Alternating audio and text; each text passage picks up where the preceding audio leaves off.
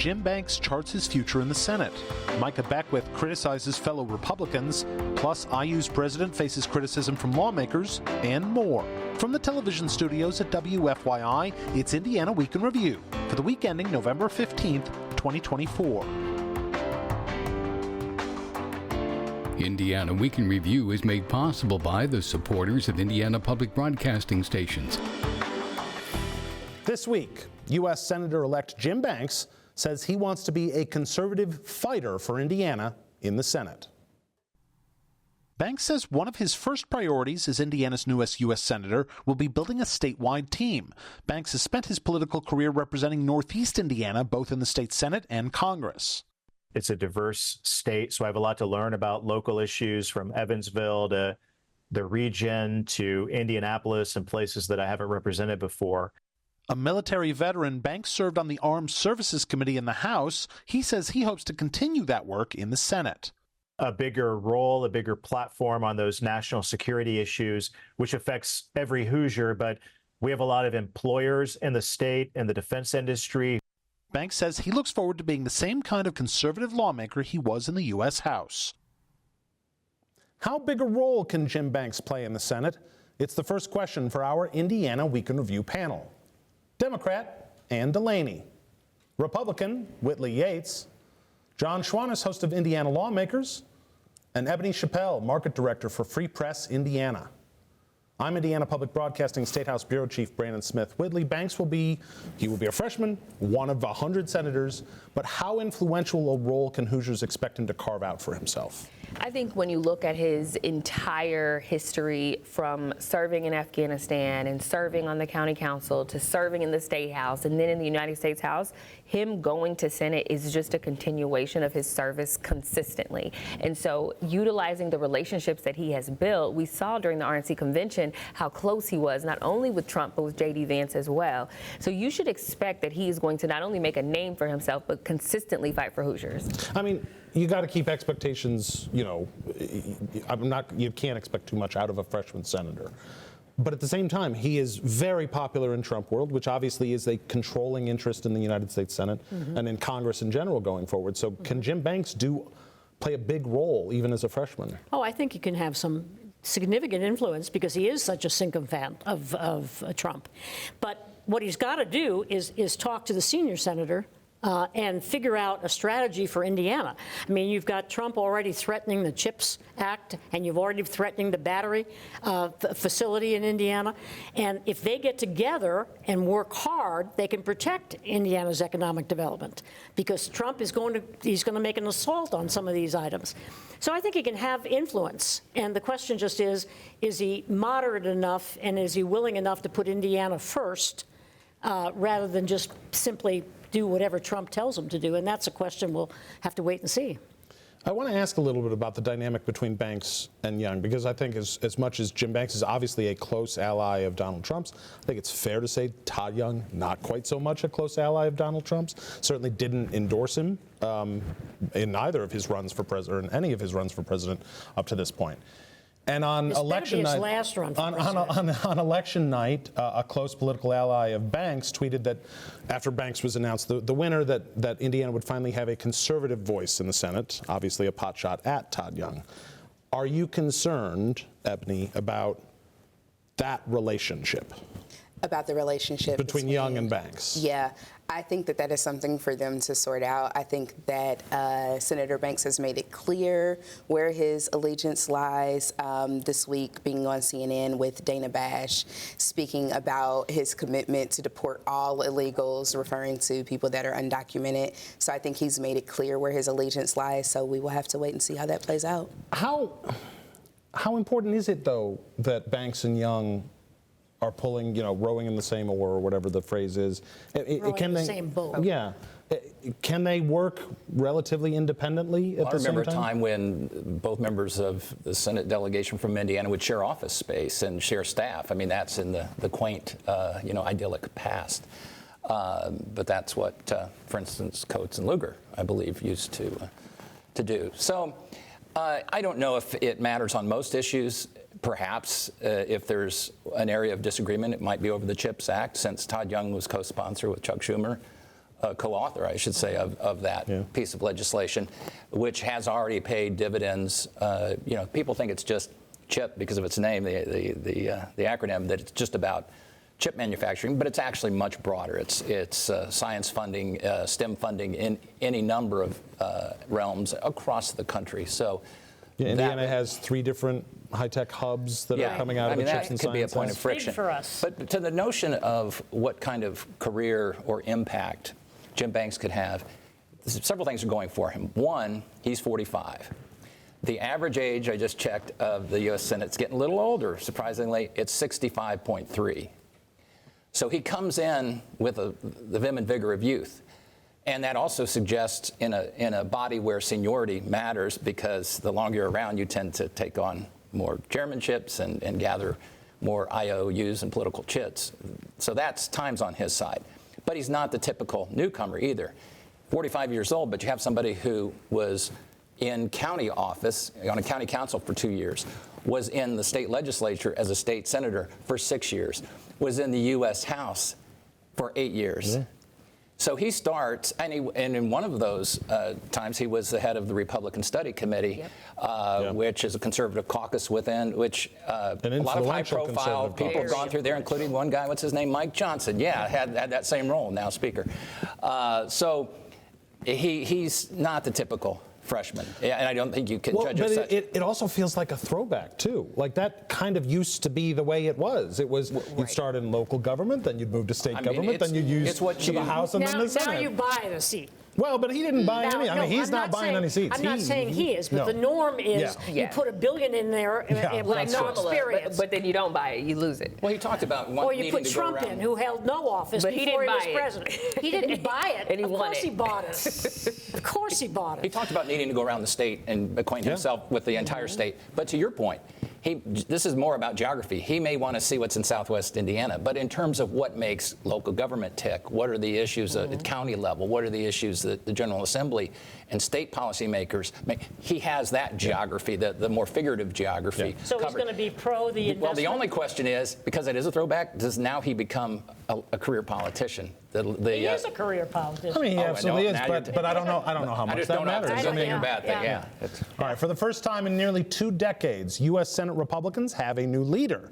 The caucus this week narrowly elected South Dakota Senator John Thune to lead it, following longtime leader Mitch McConnell's decision to step back from the position. Neither Senator Todd Young nor Senator-elect Jim Banks revealed who they voted for to become majority leader. In statements, both congratulated Thune on his victory and pledged to work to advance President-elect Donald Trump's agenda. But Thune's win wasn't met with excitement from every Republican. Earlier in the week, after a report circulated that both Young and Banks were supporting Thune, Lieutenant Governor-elect Micah Beckwith criticized them on social media, posting that a vote for the South Dakota Republican wasn't conservative or America first. Beckwith later deleted that post and replaced it with one that called for an open and transparent vote on majority leader. And is this a preview of Micah Beckwith's willingness to clash with fellow Republicans in a public way in his new role? I don't think there's any doubt about it. He's ready, fire, aim. That's what he does. And whether it's banning books or whether it's criticizing the Indiana Daily Student or any of those things, he is going to be a thorn in the side of the Republican Party and particularly of Mike Braun, because that was a self-inflicted wound that was not necessary at all. It wasn't going to influence their vote, certainly, and he doesn't even know how they voted. Okay? So it just is symbolic of the fact that all he wants to do as a Christian, I think he only read the Old Testament. I don't think he read the New Testament. The Christian nationalists, which I really do think that you substitute the word white for the word Christian, and you could have KKK right after your name. And that's what he's doing with all of the things that he advocates and all the positions he's taking. And I think he's going to be an embarrassment to Braun. That's why Braun didn't want him in the first place. I mean, this is exactly what Micah Beckwith ran for lieutenant governor on, the idea that he was going to be a voice, that it didn't matter what the people in power wanted him to do, that he was going to be a voice criticizing them when he felt that was necessary. So isn't this exactly what the people of Indiana, or at least the people of the Republican convention... Of the Republican Party, I don't think the voters vote for lieutenant governor. No, they don't directly vote for lieutenant governor. On the ballot as lieutenant. They don't directly vote for lieutenant governor, but isn't this exactly what he campaigned on and what people want to see from him? I would say yes. I think he is someone who believes that he's going to hold people accountable even if they're on your side of the aisle, which a lot of times we don't see happening on the left, in particular within the Democratic Party in Indiana. But I also think that there is a nuance here that we are forgetting, specifically with this tweet. So the tweet goes out, it gets erased, and everyone is up in a tizzy about why he erased it. But knowing the back channels that Trump supported Thune, it could be because he found out, realized, or had conversations with those in positions of leadership of where they sat. And so it is okay to call for transparency, and it is okay to voice concern and criticism. That shouldn't be the end of the world. Oh, I don't think it's the end of the world.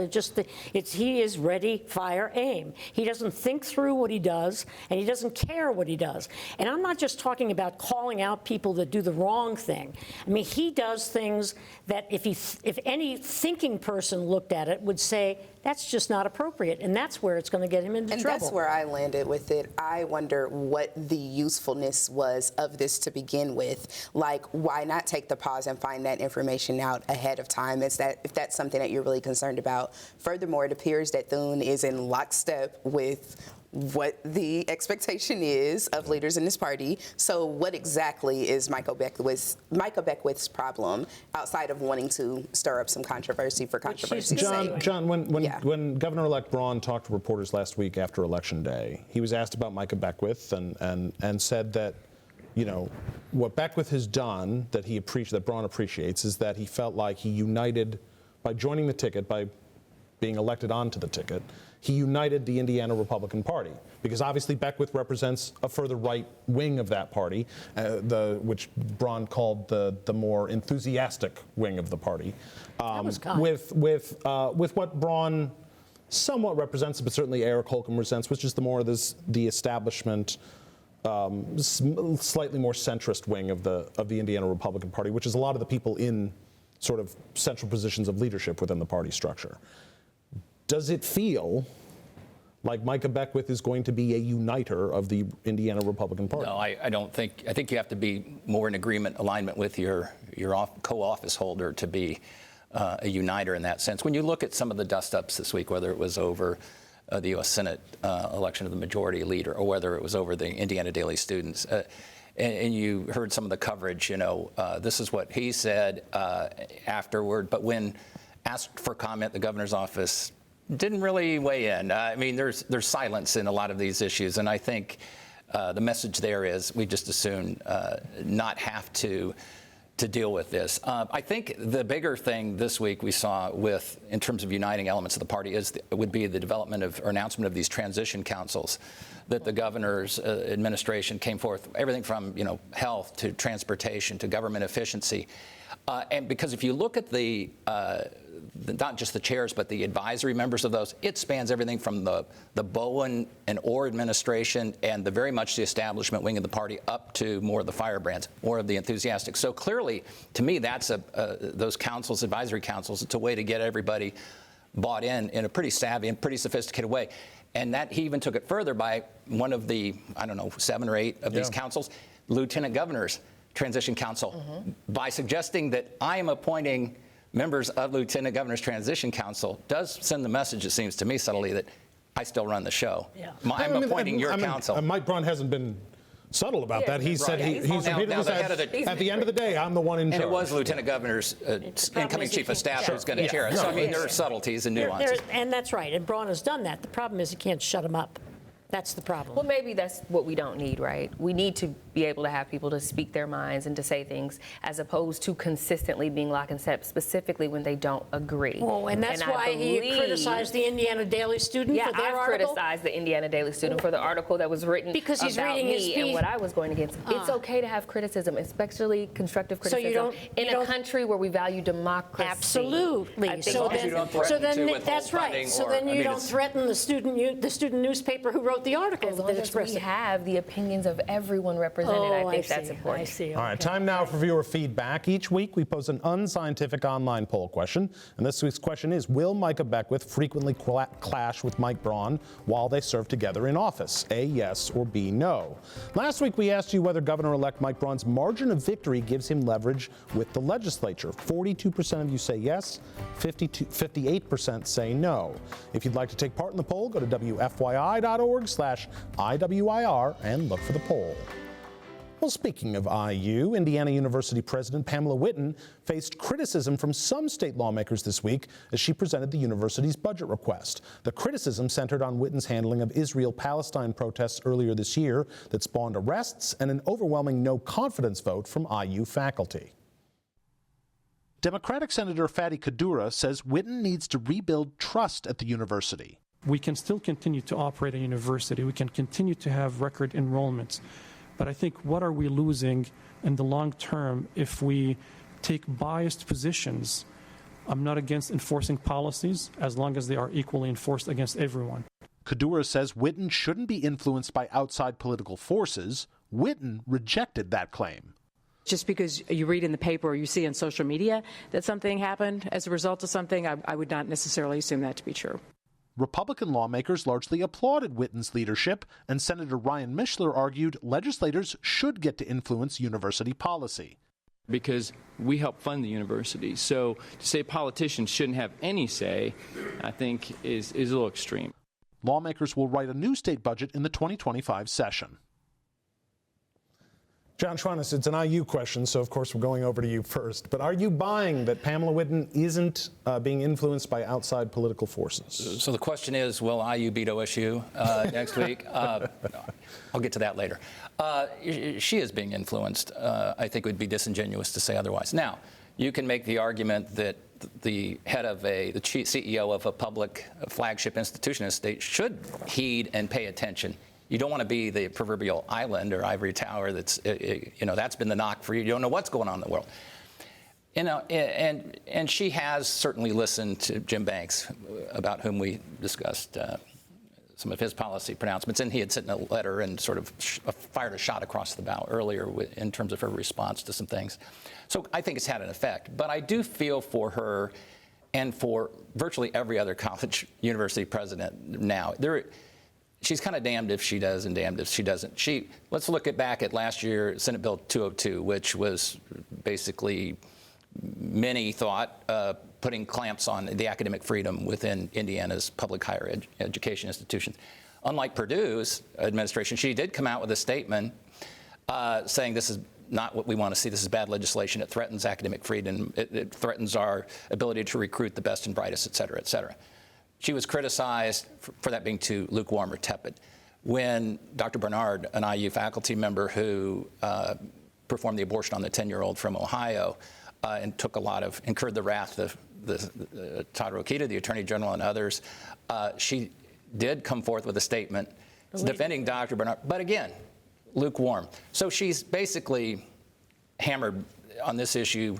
And this is why I talked to so many lawmakers, as you have, that say this is an issue unlike when I'm talking about the Palestinian Gaza situation.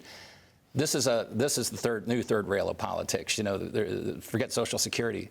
No matter what stance you take, you're going to get hammered one way or the other. So I do feel for her from that standpoint. But clearly there have been some missteps. But back to that football program, about which she's been very supportive, very successful. I agree with you, John. I think it would be crazy to think she hasn't been influenced by the people in power in this state criticizing or saying what they'd like to see out of IU and with some of these protests and things like that.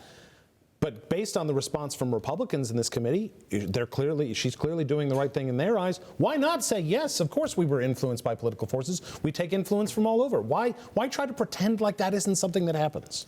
I think a big part of it is wanting to present yourself as an independent thinker and someone that is not under the thumb or under the control of any particular group over another. I do think that she has to, if she wants to instill that sentiment with people, I am not under this type of influence, she needs to work a little bit harder at that. So this week there was an op-ed apparently penned by her, had her name on a byline, that ran in the Indy Star, where she talks about her travels to all 92 counties throughout the state. What I found really interesting about that is that in her highlighted portions, there is no mention of any visits to Marion, Allen County, or Lake County, which are politically diverse counties in our state. So I found that to be very, very interesting that that's what she chose. I think if I was an IU student or the parent of an IU student, I would be concerned that she is under too much influence in that direction. I mean, Brian Michler pointed it out before the quote you heard in the piece. I think he pointed out it's something like 19% of their operating budget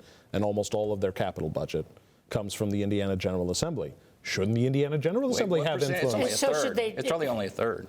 It used to be, when I was first covering the State House, 2/3. So by argument of that, you should have had your influence reduced by dramatic fashion. But I mean, and Brian Michler wasn't suggesting that's inaccurate. And Michler wasn't suggesting that, well, they're going to have all of the say, the only say, but shouldn't lawmakers have a say in what's going on at the university? They already are putting their say in too much, actually, in what IU or Purdue or any other higher education institution does.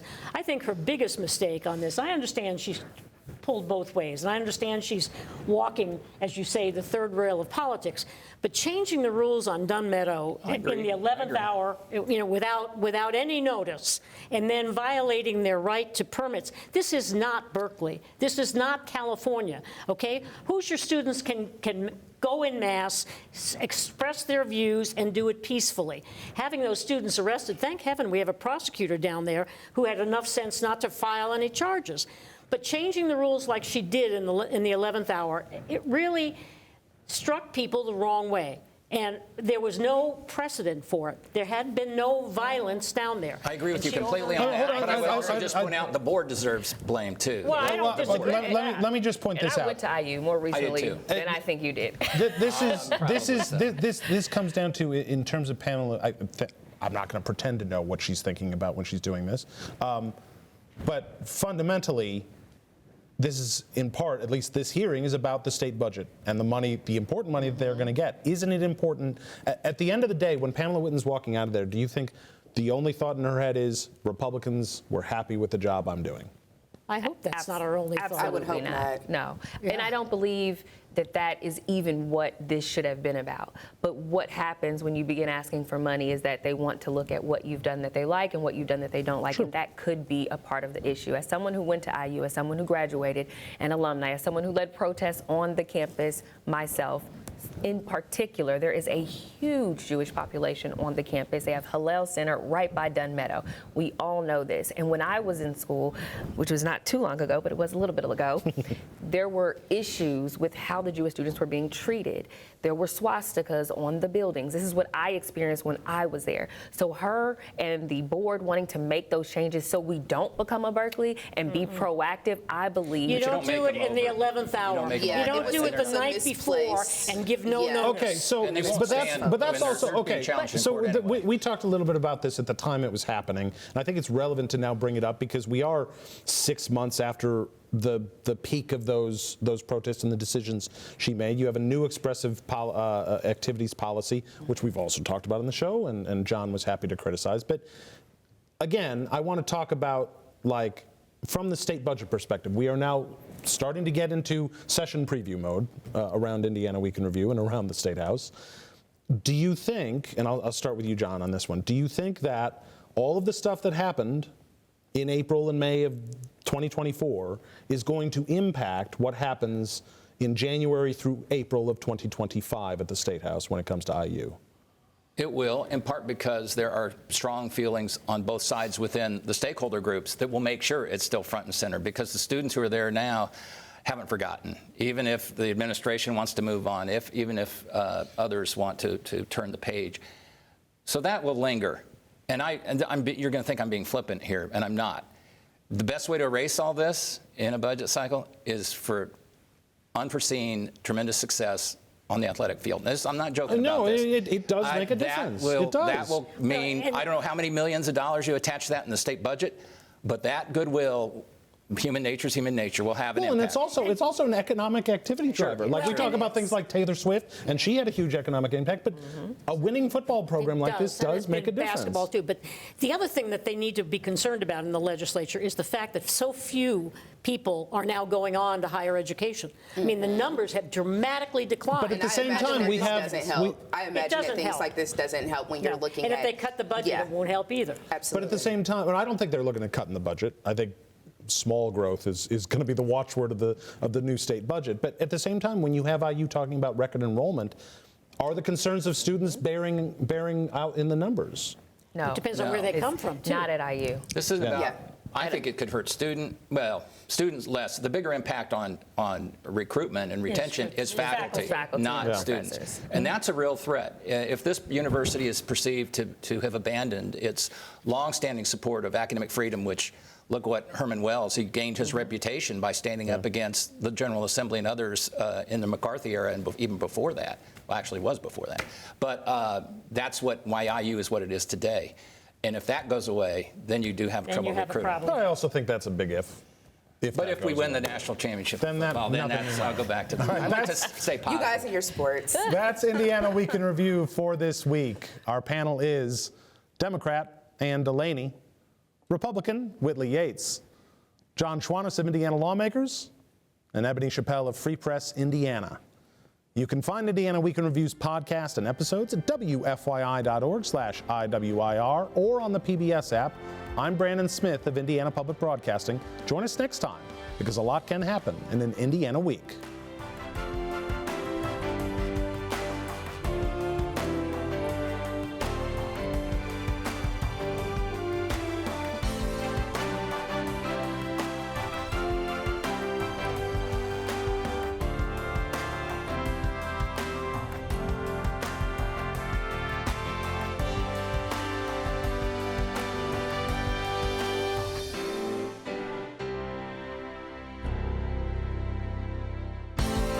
The opinions expressed are solely those of the panelists. Indiana Week in Review is a WFYI production in association with Indiana's public broadcasting stations.